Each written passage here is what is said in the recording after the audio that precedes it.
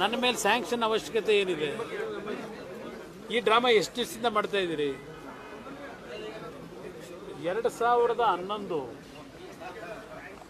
ಅವತ್ತಿನ ಬಿಜೆಪಿಯ ಸರ್ಕಾರ ಆಡಳಿತದಲ್ಲಿ ಏನಿದ್ರು, ನಾನು ಸಭೆಯಲ್ಲೇ ಹೇಳಿದ್ದೀನಿ, ಬಿಜೆಪಿ ಮತ್ತು ನಮ್ಮ ಸಂಘರ್ಷದ ಅವತ್ತಿನ ದಿನಗಳೇನಿದೆ, 79 ಶಾಸಕರುಗಳನ್ನ ಇಟ್ಕೊಂಡಿದ್ದಂಥ ವಿರೋಧ ಪಕ್ಷದ ನಾಯಕನಿಗೆ ಒಂದೇ ಒಂದು ದಾಖಲೆನೇ ವಿಧಾನಸಭೆಯಲ್ಲಿ ಬಿಡುಗಡೆ ಮಾಡೋಕ್ಕಾಗಲಿಲ್ಲ.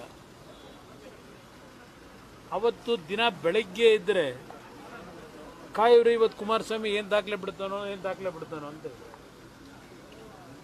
ಅವತ್ತಿನ ನನ್ನ ರಾಜ್ಯದ ಕಾನೂನು ಬಾಹಿರ ಚಟುವಟಿಕೆಗಳಿಗೆ ಸಂಬಂಧಪಟ್ಟಾಗೆ 28 ಶಾಸಕರುಗಳನ್ನು ನಾವು ಇಟ್ಕೊಂಡು ಏನು ಹೋರಾಟ ಮಾಡೋದು JDS ಪಕ್ಷ, ಈ ರಾಜ್ಯದ ಸಂಪತ್ತನ್ನು ಉಳಿಸಬೇಕು ಅಂತ ಹೇಳಿ.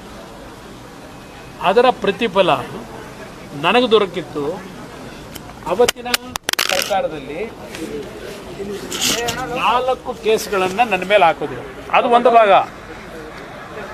ಸಿದ್ದರಾಮಯ್ಯವ್ರಿಗೆ ಕೇಳಲಿಕ್ಕೆ ಬಯಸ್ತೀನಿ, ಕಾಂಗ್ರೆಸ್ ನಾಯಕರುಗಳಿಗೆ ಕೇಳಲಿಕ್ಕೆ ಬಯಸ್ತೀನಿ. ಈಗ ಸಿದ್ದರಾಮಯ್ಯವ್ರ ಮೇಲೆ ನೆನ್ನೆ ಜಸ್ಟ್ ಒಂದು ಗವರ್ನರ್ ಅವರಿಂದ, ಸಂವಿಧಾನದ ಹೆಡ್ ಅವರು, ಯಾವೊಂದು ಪ್ರಾಸಿಕ್ಯೂಷನ್ಗೆ ಸ್ಯಾಂಕ್ಷನ್ ಕೊಟ್ಟಿದ್ದಾರೆ ಅಂತ ಹೇಳಿ, ಪ್ರಾಸಿಕ್ಯೂಷನ್ಗೂ ಅಲ್ಲ, ತನಿಖೆ ಮಾಡಲಿಕ್ಕೆ ಕೊಟ್ಟಿರ್ತಕ್ಕಂಥದ್ದಕ್ಕೆ ನಿನ್ನೆಯಿಂದ ಏನೋ ರಾಜ್ಯದೊಳಗೆ ಸಂವಿಧಾನದ ಬಿಕ್ಕಟ್ಟು, ರಾಜ್ಯ ಸರ್ಕಾರ ಅಸ್ಥಿರಗೊಳಿಸೋದು ನಡೆಸ್ತಾ ಇದ್ದಾರಲ್ಲ ಪ್ರತಿಭಟನೆ. ಪಾರ್ಲಿಮೆಂಟ್ನಲ್ಲಿ ನಡೆಸಿದಾರಲ್ಲ, ಸಂವಿಧಾನವನ್ನು ಸರ್ವನಾಶ ಮಾಡಿಕೊಟ್ಬಿಟ್ಟವ್ರೆ ಬಿಜೆಪಿಯವರು. ತಗೊಳಕ್ಕೆ ಬಂದ್ರಲ್ಲಪ್ಪ ಸಂವಿಧಾನದ ಬುಕ್ ಹಿಡ್ಕೊಂಡು ಪಾರ್ಲಿಮೆಂಟ್ಗೆ. ಕೆಂಪು ಕಿಟ್ಟು ಇದೆ ಸಂವಿಧಾನದ ರಕ್ಷಣೆ. ನೆನೆಯಿಂದ ಪ್ರಾರಂಭ ಮಾಡಿದಿರಲ್ಲ. ನಿಮಗೂ ನನಗೂ ಇರೋ ವ್ಯತ್ಯಾಸ, ಸಿದ್ದರಾಮಯ್ಯನವರೇ, ಸಿದ್ದರಾಮಯ್ಯವ್ರ ಮಂತ್ರಿಮಂಡಲದ ಎಲ್ಲ ಸದಸ್ಯರಿಗೆ ಹೇಳ್ತೀನಿ, ಪಾಪ ನೆನ್ನೆ ಬೆಳಗ್ಗೆಯಿಂದ ಎಲ್ಲ ಸಿದ್ದರಾಮಯ್ಯನವರಿಂದ ಪ್ರಾರಂಭ ಆಗಿ ಎಲ್ಲ ಮಂತ್ರಿಗಳು ಕುಮಾರಸ್ವಾಮಿ ಧ್ಯಾನ ಮಾಡಿದ್ದಾರೆ. ಅಂದರೆ ನವೆಂಬರ್ ತಿಂಗಳಿನಲ್ಲಿ ಕುಮಾರಸ್ವಾಮಿ ಮೇಲೆ ನಾವು ಗವರ್ನರ್ ಮುಂದೆ ಒಂದು ಪ್ರಾಸಿಕ್ಯೂಷನ್ಗೆ ಸ್ಯಾಂಕ್ಷನ್ಗೆ ಕಳಿಸಿದ್ದೀವಿ ಅಂತ. ಯಾರು ಕಳಿಸಿದ್ದದು?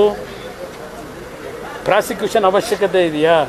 ನಾನು ಅದಕ್ಕೆ ಮೊದಲೇ ಹೇಳಿದ್ದು, 2011 ಒಂದು ಭಾಗ, 2006ರಲ್ಲಿ ನಾನು ಮುಖ್ಯಮಂತ್ರಿ ಆದ 2 ತಿಂಗಳಿಗೆ, 2 ತಿಂಗಳು ಆಗಿರಲಿಲ್ಲವನ್ನಲ್ಲ ಪಟ್ಟಣ, 150 ಕೋಟಿ ಹಗರಣ, 150 ಕೋಟಿ ಹಣ ಸಂಗ್ರಹ ಮಾಡಿದ್ದೇನೆ ಗಣಿಗಾರಿಕೆ ಮಾಲೀಕರ ಹತ್ರ ಅಂತ ಹೇಳಿ ನನ್ನ ಮೇಲೊಂದು ಆಪಾದನೆ ಬಂತು.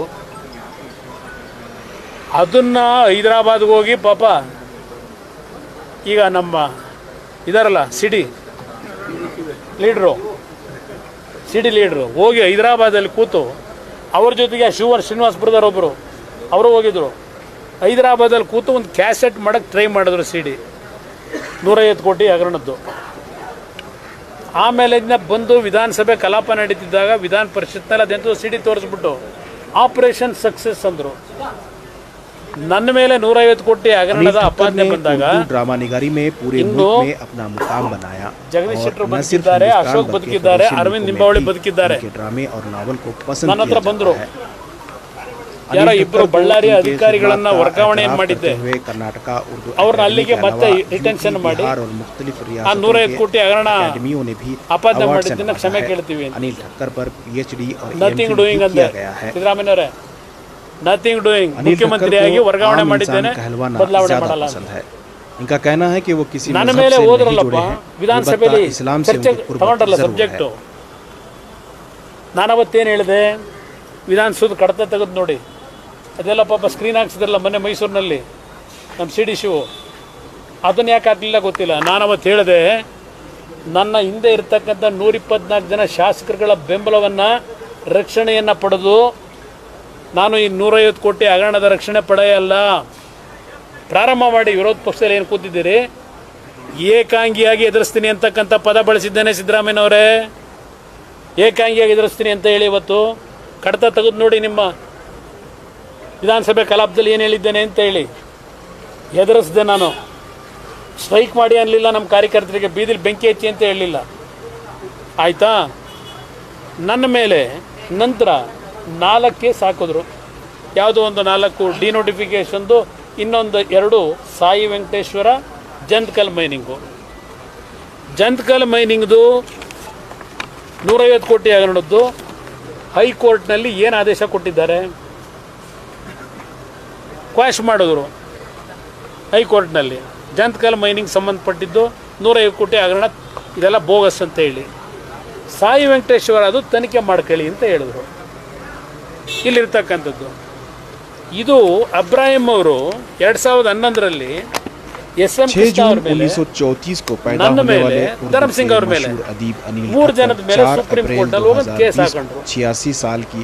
SM ಕೃಷ್ಣ ಅವರು ಸ್ಟೇ ತಗೊಂಡಿದ್ದಾರೆ, ಧರ್ಮ್ ಸಿಂಗ್ ಅವರು ಇಲ್ಲ ನಮ್ಮ ಮುಂದೆ. ನನ್ನ ಮುಂದೆ ಸಾಯಿ ವೆಂಕಟೇಶ್ವರ ಅದ್ದು ಕೇಸ್ ಪ್ರಾರಂಭ ಆಯಿತು. ಕೋರ್ಟಲ್ಲಿ ಏನು ಹೇಳಿದ್ದಾರೆ? ಕೋರ್ಟಲ್ಲಿ ಏನು ಹೇಳಿದ್ರು? ಇಲ್ಲಿ by order dated 3/2/2014 the Honorable Supreme Court has directed listing of the matter along with SLP criminal number so and so SM Krishna versus the state of Karnataka. ಆಮೇಲೆ 5ನೇ order by order dated 29/3/2017 the Honorable Supreme Court directed that the special investigation team to make a thorough investigation with regarding to the allegations which has been made in the complaint against the petitioners. 3 ಜನದ್ದು, 3 ಮುಖ್ಯಮಂತ್ರಿಗಳ ಮೇಲೆ.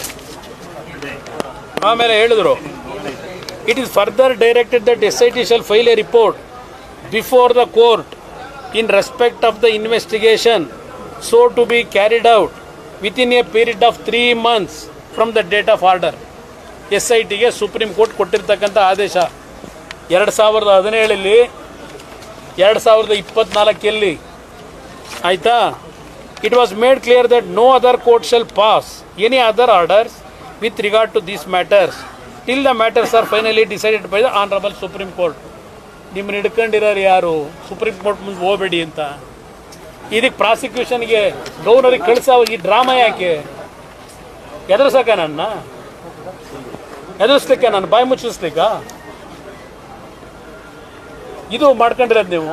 ಅದಕ್ಕೆ ನೆನ್ನೆ ಎಲ್ಲ ಕುಮಾರಸ್ವಾಮಿ ಮೇಲೆ ಗವರ್ನರಿಗೆ ನಾವು ಕಳಿಸಿದ್ದು ಅಲ್ಲಿ 8 ತಿಂಗಳಾಯಿತು, 6 ತಿಂಗಳಾಯಿತು, ಅವ್ರಿಗೆ ಪರ್ಮಿಷನ್ ಕೊಡಲಿಲ್ಲ.